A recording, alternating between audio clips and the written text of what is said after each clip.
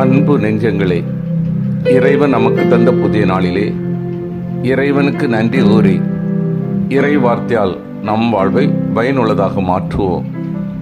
இறைவன் நம் அனைவரை நிறைவாக ஆசீர்வதித்து பாதுகாத்து வழிநடத்துவாராக. இன்றைய நற்செய்தி வாச சிந்தனை: இயேசுவின் பாடுகளை உணர்ந்து பணி செய்வோம். மத்தேயு நற்செய்தி நூல் பிரிவு 20, இறை சொற்றொடர்கள் 17 முதல் 28 முடிய. அன்பார்ந்தவர்களே, இயேசு தனது சாவை 3ஆம் முறை முன்னறிவிக்கிறார். தான் சென்று கொண்டிருக்கின்ற வழியை அவர்கள் அறிந்து கொள்ள சீடர்களை தயார்படுத்துகிறார். சீடர்களுக்கு இயேசுவின் போதனை புரியவில்லை என்றாலும் அவருடைய உணர்வுகள் புரிகிறது. இயேசு ஏதோ கலக்கத்தில் இருக்கிறார் என்பதும், அவரது மனம் வருத்தத்தை சுமந்து கொண்டிருக்கிறது என்பதும் அவர்களுக்கு நன்றாக தெரிகிறது. எனினும் அவர்கள் எதையும் கேட்க துணியவில்லை. இயேசுவின் ஒவ்வொரு வார்த்தையும் அவரது பாடுகளை நினைவுபடுத்துகிறது, அதன் கொடூரத்தை உணர்த்துகிறது.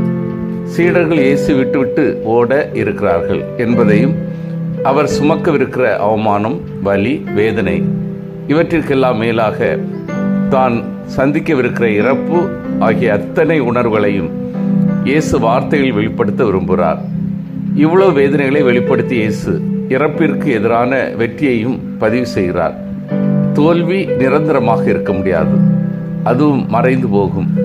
வெற்றி ஒன்றுதான் நிலைத்திருக்கும் என்பதை இங்கே தெளிவுபடுத்துகிறார். செபதேவின் மனைவி தம் மக்களோடு வந்து அவர்கள் இயேசுவின் அரியணையின் வலப்புறம் இடப்புறம் அமரும் வரத்தை கேட்டபோது இயேசு சொன்ன மறுமொழியை இன்று சிந்திப்போம். நீங்கள் என்ன கேட்கிறீர்கள் என உங்களுக்கு தெரியவில்லை. நமது மன்றாட்டுகளில், திருப்பயணங்களில் நாம் என்ன கேட்கிறோம் என நமக்கு தெரிகிறதா? நாம் வேளாங்கண்ணி போன்ற திருத்தலங்களுக்கு திருப்பயணம் செல்கிறோம். சில வேண்டுதல்களை மனதில் கொண்டு நவநாள் செய்கிறோம். நேர்ச்சை செய்து வேண்டிக் கொள்கிறோம். நற்செய்தி தியான கூட்டங்களில் கலந்து கொண்டு நமது குறிப்பிட்ட தேவைகளை இறைவனிடம் ஏறெடுக்கிறோம். ஆனால் என்ன கேட்கிறோம் என உணர்ந்து கேட்கிறோமா? ஒருவேளை வேலைவாய்ப்பு, சொந்த வீடு, சொந்த வாகனம், நல்ல பதவி உயர்வு போன்ற தேவைகளை மனதில் கொண்டு மேற்சொன்ன வேண்டுதல்களை செய்தால் செபதேவின் மனைவிக்கு இயேசு சொன்ன பதில் நமக்கு பொருந்தாதா? நீங்கள் என்ன கேட்கிறீர்கள் என உங்களுக்கு தெரியவில்லை. முதலில் தாம் கேட்பது தன்னலம் நிறைந்த ஒரு வேண்டுதல் என்பது செபதேவின் மனைவிக்கும் மக்களுக்கும் தெரியவில்லை. இரண்டாவது, இந்த வேண்டுதல் இறைவனின் திருவுளத்திற்கு ஏற்றதா என்பதும் தெரியாது. மூன்றாவது, தாங்கள் கேட்டது உண்மையிலேயே தங்களுக்கு நிறைவான மகிழ்ச்சி தருமா என்பதும் அவர்களுக்கு தெரியவில்லை. எனவேதான் இயேசுவின் அந்த மறுமொழி. நாம் இந்த 3 கருத்துக்களை மனதில் கொண்டு தெரிந்து கொண்டு நம் மன்றாட்டுகளை இறைவனிடம் தெரிவிப்போம்.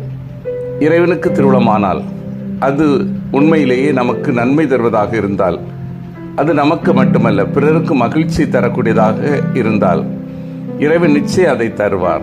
இல்லாவிட்டால் எது நல்லது என்பது அவருக்கு தெரியுமோ அதை அவர் நமக்கு தரட்டும். அவரது பார்வையில் எது நல்லதோ அதை அவர் செய்யட்டும்.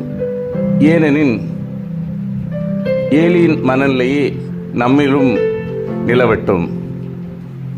பதவி மோகம் என்பது அரசியலில் மட்டுமல்ல, திரு அவையிலும் பங்கு பேரவையிலும், ஏன் நம் அன்பியங்களில் கூட இன்று தலைவிரித்தாடுகிறது.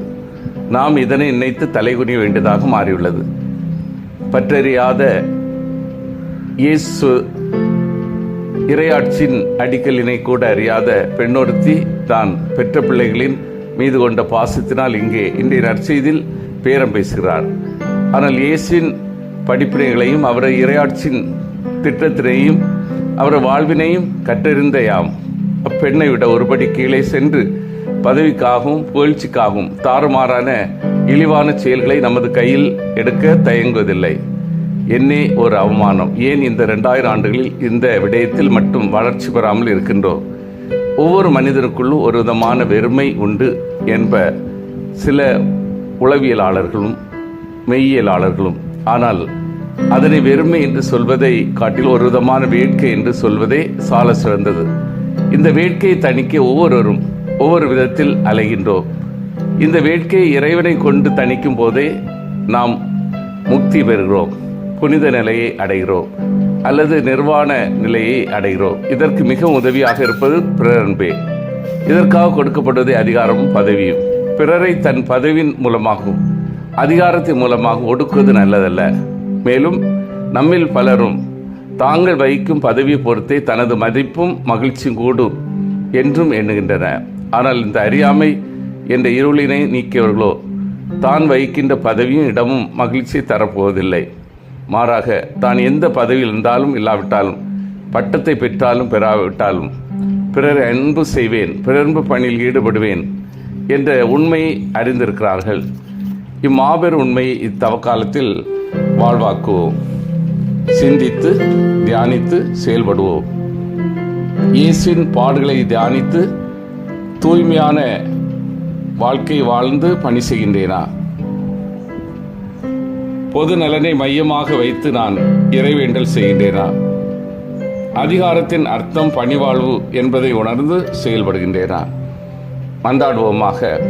வல்லமை மிக்க இறைவா, நாங்கள் அனைவரும் இயேசுவின் பாடுகளை தியானித்து தூய்மையான உள்ளத்தோடு பணி செய்யவும், பொது நலனை மையமாக வைத்து இறைவேண்டல் செய்யவும், அதிகாரத்தின் அர்த்தம் பணிவாழ்வு என்பதை உணர்ந்து செயல்படவும் வரம் தாரும். ஆமீன்.